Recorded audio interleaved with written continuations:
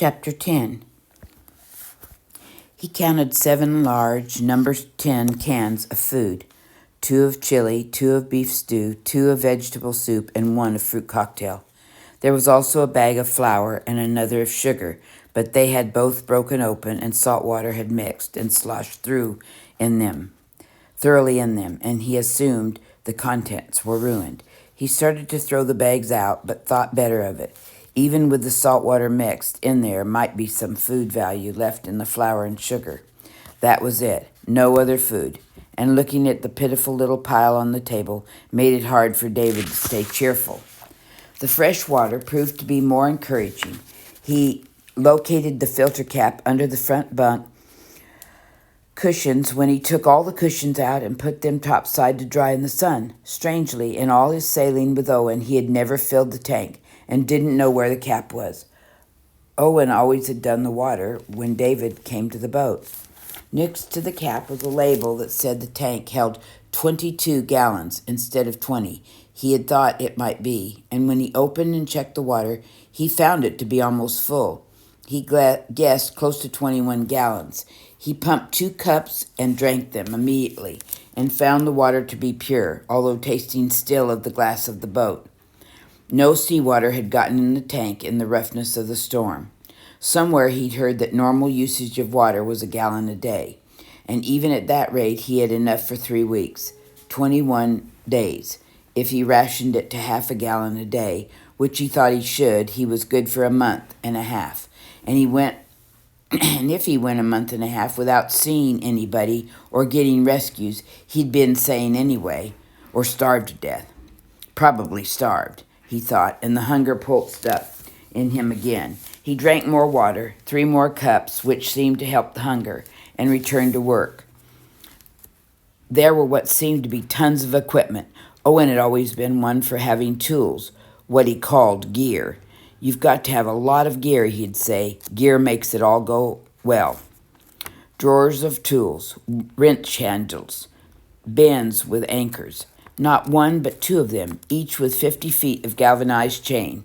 A nylon rope for the anchors, called rode, not rope, and he did not know why, nor why they called the ropes that held the sails sheets and not ropes, nor why they called the pulleys blocks. Owen had never told him, and he hadn't found a book to read on it yet. Under the left side of the forward bunk, along the edge of the water tank, there was a small but thick rod with a reel on it and a heavy line and a canvas sack with small wrap packets of fishing line and hooks. There was also a strange, cone-shaped, extreme fine mesh net, a foot across the mouth and tapering to the point, and perhaps 8 feet long. That made no sense to David at all, unless it had to hang things over the side to wash them or something. Under the left couch bunk, he found a deflated rubber dinghy and a plastic paddle, and there was no other survival gear, no flares or signal devices on the boat. Apparently, Owen had never figured on being lost or having trouble at sea. He liked to sail mostly in coastal waters up and down the coast, to visit the small California towns, and probably just hadn't thought of being out very far.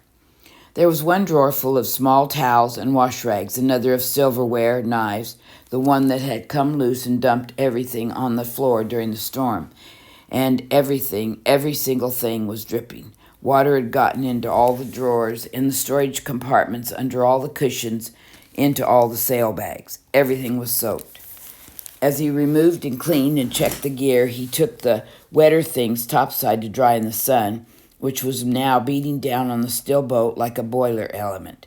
Soon the Frog was covered with cloth, cushions, drying sails, ropes, rags, towels, tied into all the lines that supported the mast, the shrouds and stays, and along the handrails. David almost laughed out loud looking at her. Owen would have hated it, always liked the boat to be tight and shipshape. David had her looking like a picture he'd seen in a Chinese junk in the harbor at Hong Kong, with several families living on the boat, drying their laundry in the rigging. Rag boat, he said to himself, standing in the cockpit under the cushion, draped over the broom and dripping water. Just an old rag boat. The heat dried the thinner things rapidly, however, and within an hour the sails, towels, and 2 blankets were dry and folded and stored back in the boat in dry bags or drawers. The cushions of 4-inch thick foam rubber took longer. In the meantime, he opened all the bins and aired them out. The inside of the Frog was baking hot. He opened the forward hatch wide, but it didn't help because there was still no air movement. The day went rapidly as he worked. By late afternoon, all the trash was cleaned up and in a plastic bag he'd found. He started to throw it over the side, but stopped for 2 reasons. He thought it might attract sharks, and he didn't want to do anything that attracted sharks, and he thought he might be able to use it. Nothing was trash now, he thought. When he had nothing, everything was valuable, and so he kept the sack of trash. Just as evening came, he found a package of wrapped tightly in a garbage sack, tied tightly so the water hadn't seeped inside. It felt heavy, book-like, through the plastic. The inside of the cabin was getting dark, so he took the package topside to open it, but stopped with his head out of the hatch opening. The sunset, he thought, simply that thought, the sunset. The sun seemed to be stopped just below the horizon, cutting the gold bars through the water and slashing beams of light up into the sky over his head. For seconds, a full minute, he let the beauty of the sunset flood him, his brain blank, just pulling it in. Then he sighed. No hunger then, no thirst, and for the time that the beauty was in him, no fear. Only the rolling sea and the bars of rich, cool light and the boat sliding up and down easily as she was meant to on the gentle swells. But in moments the feeling was gone and all the other facts were back. He was truly alone, sitting on a small boat far out in the Pacific Ocean. Suddenly he remembered the plastic wrap package he was holding. He placed it under the cabin roof next to him. Standing on the top step and using the cabin's top as a table, he carefully untied the wire twist tie at the top and opened the bag. Inside was a cloth-covered book about 10 by 14 inches and just over an inch thick.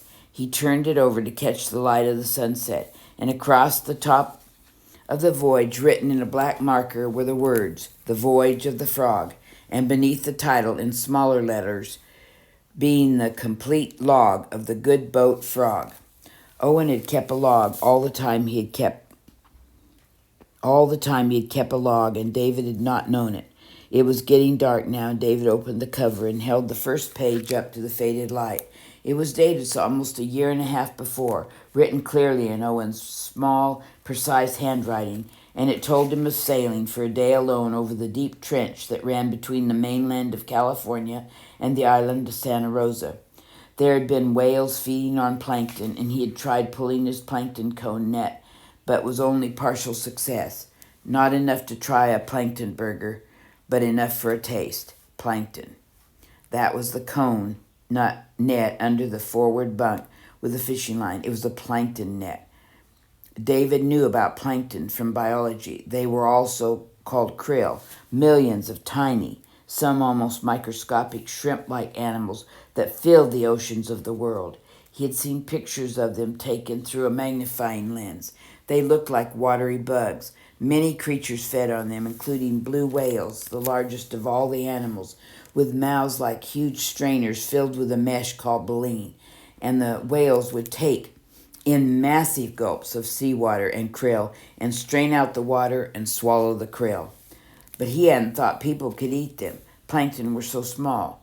You couldn't clean them in any way, would just have to eat the whole thing, tiny little legs and shells and all, which would be kind of like eating bugs. He'd have to think about that for a while. He was hungry, but he wasn't up for eating bugs yet. There was 7 cans of food. It would be hard to get his mind past the little legs and shells and feelers and actually swallow a mouthful of krill. Of course, there was the hunger, and his stomach was definitely moving towards his backbone. But still, bugs, he thought, actually eating bugs. Then there was the rod and reel. He could eat fish. The ocean was full of fish, and all he had to do was catch a fish and cook it and eat it.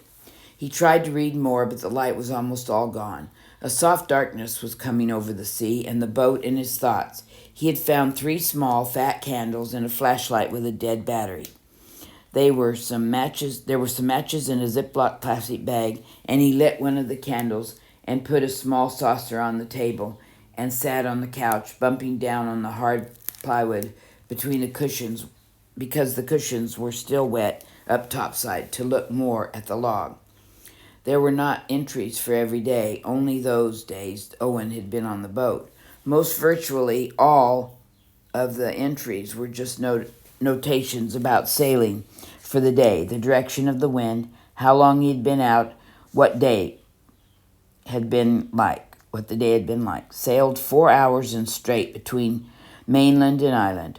Wind northwest at 20 knots. Beautiful sun. Caught north wind and sailed wing and wing for 3 hours. Clean run with no roll. Clearly, the entrants were a personal record and not meant to be read by other people. David came upon a page that began, brought Susan aboard for sail out to the islands. We anchored in Fry's Cove and made love. The entry went on in some detail about the 2 days in Fry's Cove, diving for abalone and lobster, swimming nude, making love, part of Owen's private life. David felt strange reading it, as if he were prying somehow, but yet he couldn't stop reading it either. Finally, he closed the log abruptly and blew out the candle in the darkness. He couldn't read it and was safe from his own curiosity. With the lights out and the log closed, he realized how tired he was, and still sore from the beating he'd taken. The quiet lapping of the water against the hull and the woof thump of the halyards bumping against the mast as the boat rocked, making his lids weigh a ton, and he leaned over on the plywood bench and fell into a deep sleep. The oil tanker came about midnight.